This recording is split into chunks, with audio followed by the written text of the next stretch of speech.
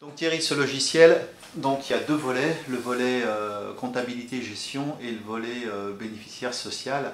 On va déjà, si tu pouvais me parler du volet comptabilité et gestion, à quoi il te sert et comment tu l'exploites?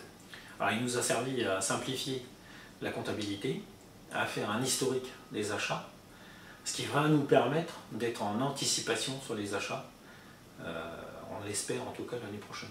Et donc une chose également, finalement vous aviez dupliqué les outils avec des tableurs Excel un petit peu dans tous les sens. Là, ce logiciel, il vous fait plusieurs choses jusqu'à votre comptabilité finale où votre expert comptable finalement vient extraire de la donnée et utilise les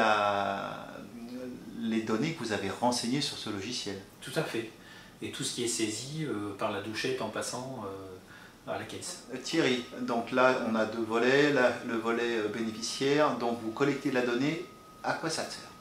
Alors, il nous sert à comptabiliser le nombre de passages et elle nous sert à connaître les habitudes alimentaires de nos clients et donc après à adapter notre offre produit sur telle ou telle famille.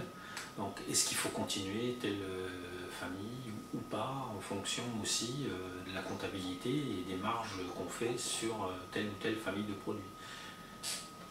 Donc Thierry, dans ce logiciel de gestion et de comptabilité, on collecte des données dans tous les sens.